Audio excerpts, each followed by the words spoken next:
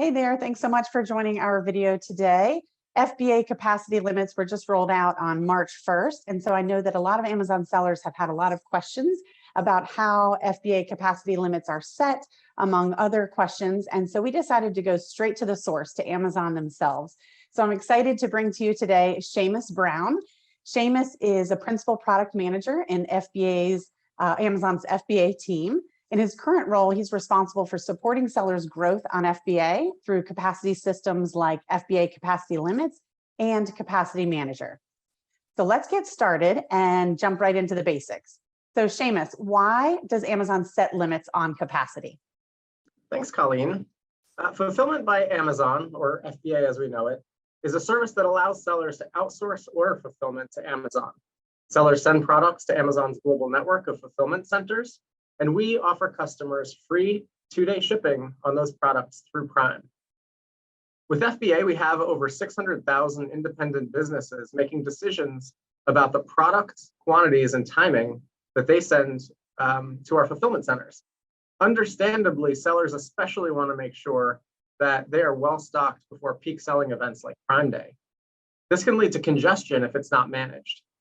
Capacity limits help us ensure that the delivery network operates efficiently year-round so we can get sellers' products to customers quickly and reliably. Okay, great. So what is new about FBA capacity limits? Well, during the pandemic and the supply chain disruption that followed, congestion was a big challenge for Amazon as it was for sellers. And we needed the ability to adapt quickly to unexpected changes in the environment. Many sellers will remember the FBA restock limits that adjusted weekly and without advance notice. So earlier this year, we updated FBA capacity management systems based on feedback from sellers to provide greater visibility, predictability, and control over capacity limits in order for sellers to better plan and manage their inventory and supply chain.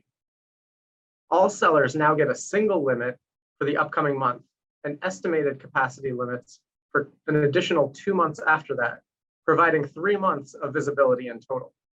These limits are designed to be reliable signals sellers can use to plan procurement and manufacturing decisions upstream in their supply chains.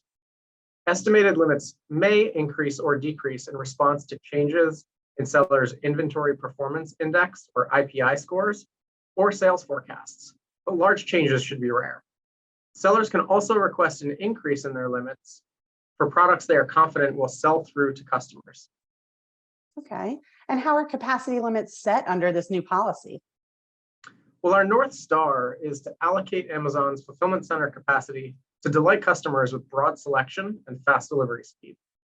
Our algorithms consider factors like IPI score, sales forecast, shipment lead time, and fulfillment center capacity. So you mentioned that sellers can request additional capacity. How does that work? Sellers know a lot more about their growth opportunities than we do. For example, they know about upcoming product launches, sales trends in other channels, and planned deals. With the new system, sellers can make the best decisions for their business's unique circumstances and get additional capacity at no cost if their products sell through. To request higher capacity limits, sellers can visit Capacity Manager in Seller Central and create a limit increase request.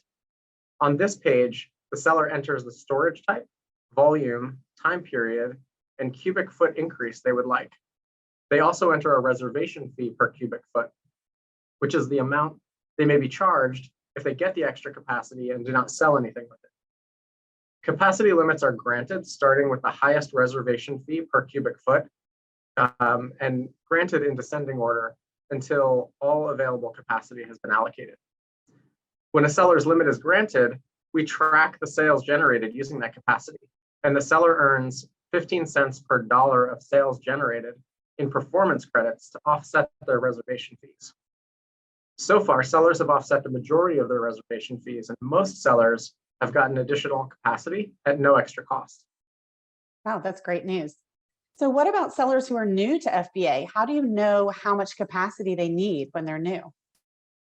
We don't know how much capacity new sellers need, which is why new professional selling accounts are not subject to FBA capacity limits for 39 weeks following their first FBA inbound shipment.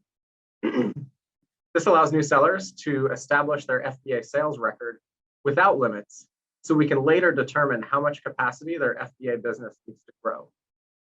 Okay. And at Ecom Engine, we're always talking about inventory performance index and how important that is. Can you help remind sellers what an IPI score is and how you can change it? Yes. Inventory performance index, or IPI, is a metric of how efficiently sellers utilize on-hand inventory to drive sales. It's presented on a 0 to 1,000 scale and refreshed weekly on the FBA dashboard page at Seller Central.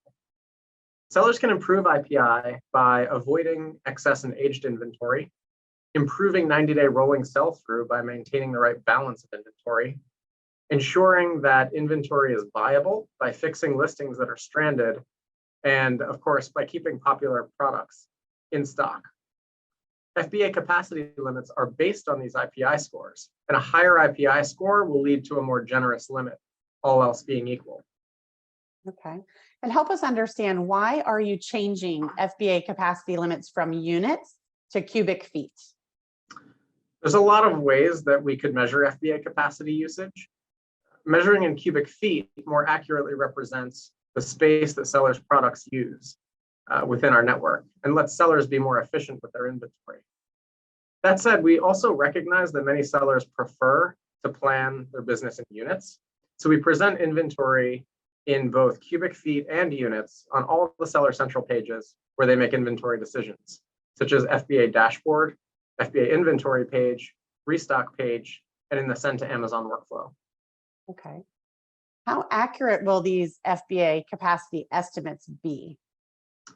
Estimated limits are provided as directional guidance to help sellers plan how much inventory to procure, manufacture, and send to Amazon.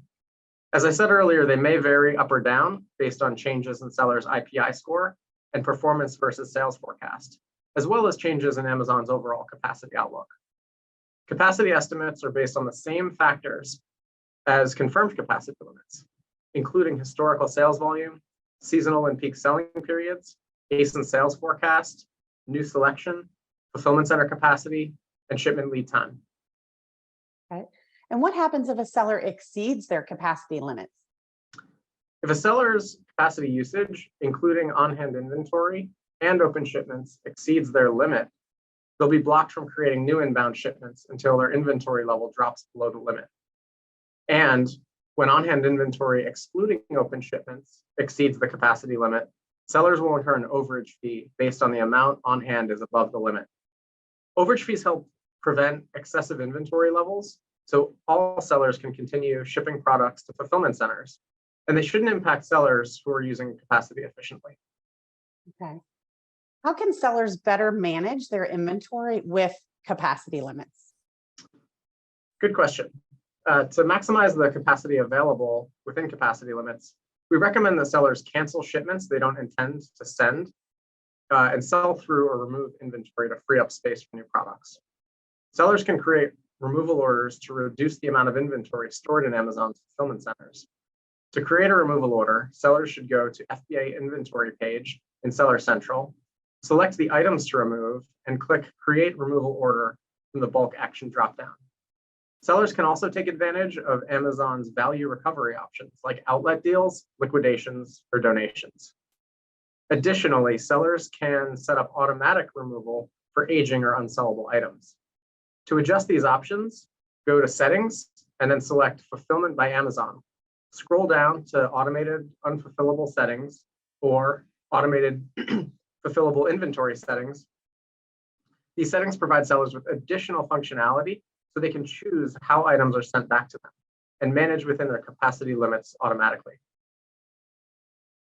Okay. Now, you've shared a lot of information today, answered a lot of questions, and clarified a lot of questions that sellers probably have. If they want to learn more about this new system, where should sellers go to learn more? So sellers can find additional information on our help pages. We have pages to explain the details of FBA capacity limits, Capacity Manager, overage fees, and IPI. There are also videos on these topics available in Seller University. Okay, good. Well, thanks again for everything, Seamus. All of these links and additional information that Seamus just mentioned, they're all accessible in Seller Central. So we will be sure to send out these links and share them with you as a follow-up to this video. And if you have any other questions, feel free to reach out to us here at Ecom Engine, and we're happy to help as well. But Seamus, thanks again so much for joining us today. We really appreciate it. We appreciate everything that you and the Amazon FBA team do every day to help sellers. Thank you so much, Colleen. Pleasure talking to you. Thank you.